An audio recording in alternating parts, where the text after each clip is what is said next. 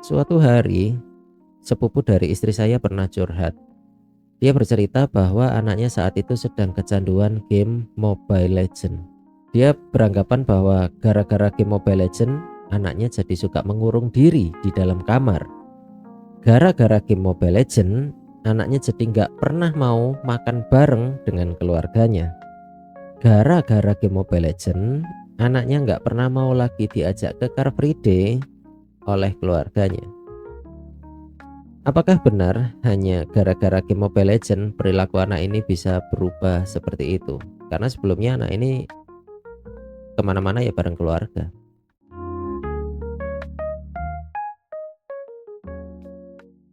Selamat datang di konten belajar journaling.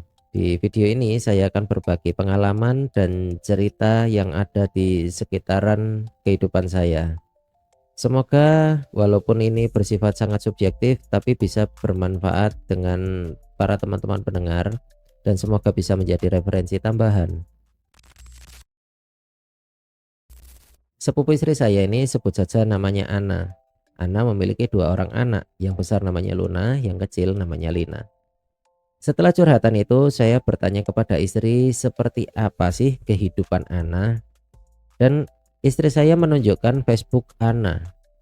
Ketika saya lihat di situ, Ana selalu memposting pencapaian dari anaknya, menang lomba, belajar sepeda, belajar renang, belajar jalan, belajar baca, belajar berhitung, apapun itu selalu diposting. Mungkin tampak normal, tapi di awal tadi saya kan bilang dia punya dua anak dan yang diposting ini hanya satu anak, yaitu Lina. Dan istri saya mengingatkan 3 tahun yang lalu ketika anak-anaknya ini masih kecil, Ana sempat salah panggil. Dia memanggil Luna dengan nama Lina dan di situ Luna benar-benar sangat marah. Ya, saya waktu itu nganggapnya cuman ya bocil, wajar lah kalau dia cemburu dipanggil pakai nama adiknya. Tapi ternyata kejadian itu berlanjut dan menurut saya ini lumayan serius untuk psikologis anak. 1 tahun setelah curhatan itu, keluarga besar berkumpul ketika momen Lebaran. Di keluarga besar itu mereka semua tahu bahwa saya selalu berinteraksi dengan game. Saya mencari uang dari game. Luna juga tahu bahwa saya adalah seorang pemain game. Kami ngobrol cukup akrab. Di situ saya bertanya dengan Luna, kenapa kok dia suka bermain game Mobile Legends?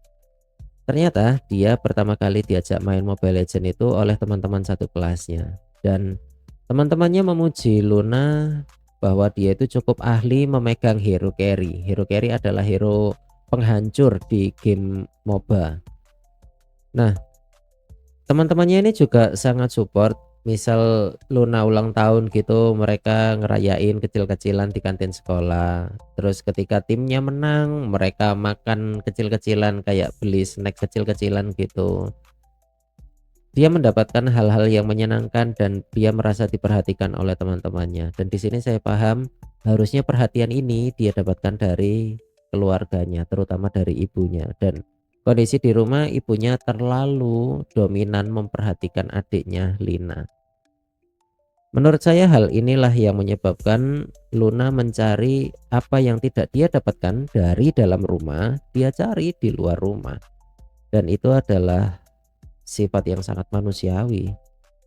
Tahun 2023 saya mendapatkan seorang mentor konseling. Beliau bernama Hasan Askari.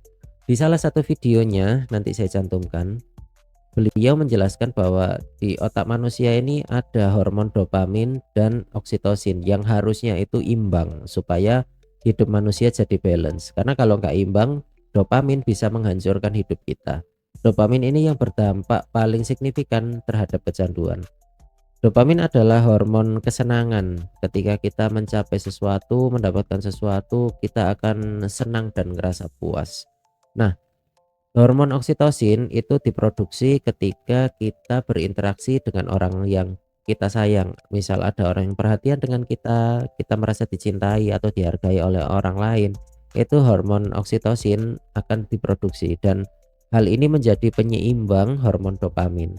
Nah, yang jadi masalah adalah Luna mendapatkan keduanya dari game Mobile Legends. Dia mendapatkan kepuasan, dia jago bermain hero carry, di mana saat ini hormon dopaminnya itu diproduksi dan teman-temannya selalu memuji keahliannya dia dalam bermain Mobile Legends. Nah, di sini saya rasa dia mendapatkan hormon oksitosin. Hal ini yang membuat dia lebih suka berinteraksi atau lebih lebih memprioritaskan interaksinya dengan teman-temannya daripada keluarganya.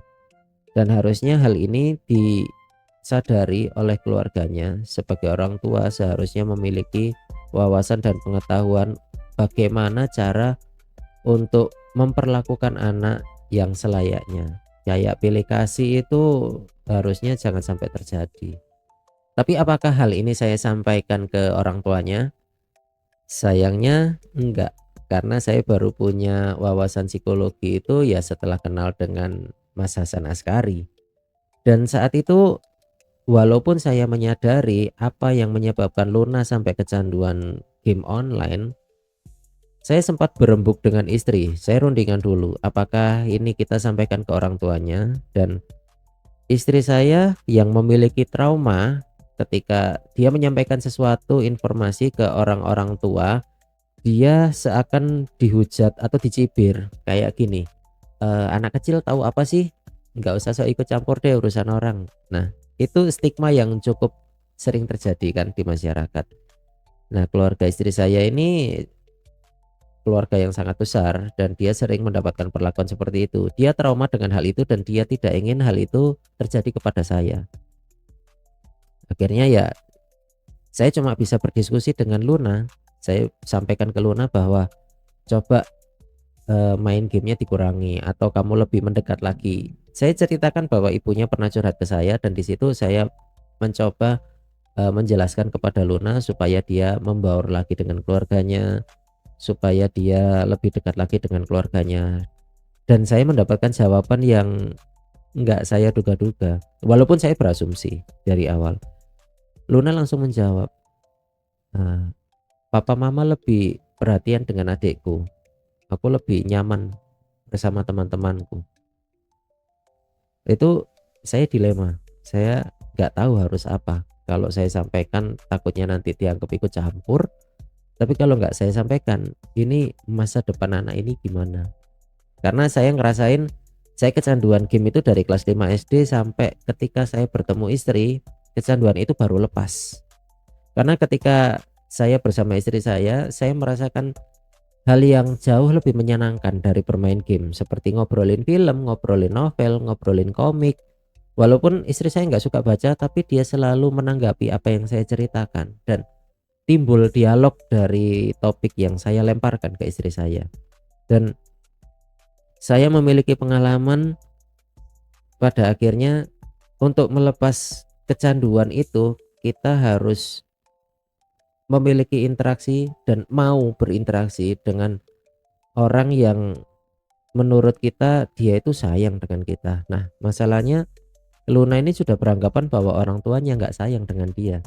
Jadi ya gimana mau memulai interaksi, ditambah lagi anak ini pada saat itu masih kecil, masih kelas 2 SMP.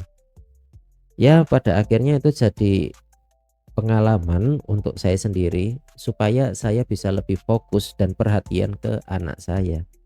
Jadi walaupun saya sibuk menjadi seorang joki game online, saya tetap meluangkan waktu untuk berinteraksi dengan anak saya. Saya tetap meluangkan waktu untuk berkomunikasi dengan anak saya. Seperti apapun perkembangannya, saya perhatikan, saya dokumentasikan. Karena saya takut hal yang sama akan terjadi ketika saya cuek dengan anak saya ini. Dan di situ saya akhirnya memutuskan untuk punya anak satu aja karena saya ngerasa nggak bisa cukup adil untuk membagi perhatian. Bukan berarti saya ngelarang punya anak lebih dari satu, enggak, tapi saya ngerasa potensi saya hanyalah memiliki satu anak supaya perhatian saya maksimal di anak saya yang seorang ini. Oke, sampai sini saja konten belajar journaling kali ini.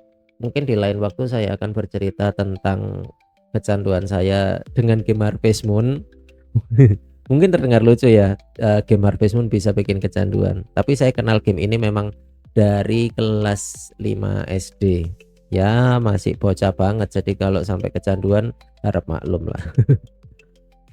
Jadi sekian video kali ini, dan saya harap untuk kalian yang memiliki atau mengetahui seseorang yang sedang kecanduan, semoga video ini bisa menjadi informasi baru atau informasi tambahan bagi kalian. Nggak ada ceritanya hanya gara-gara bermain game lantas tanpa faktor penunjang orang bisa kecanduan. Setidaknya ini menurut saya ya, karena pengalaman saya dan Luna ini sebenarnya cukup mirip. Banyak faktor yang cukup kompleks, terutama keluarga, peran keluarga. Peran orang tua itu sangat penting supaya anak terhindarkan dari kecanduan. Anak saya main game, dia sangat suka bermain game karena setiap hari ngelihat saya main game. Setiap game yang saya mainkan, anak saya pasti ikut main. Tapi saya selalu mengajak dia untuk main keluar, main ke taman, main ke pasar malam, main ke playground. Jadi anak saya tetap harus punya aktivitas interaksi dengan orang tuanya. Dia nggak akan saya biarkan untuk bermain sendiri. Bermain HP tetap saya batasi. Dia punya aktivitas fisik, punya aktivitas yang lain.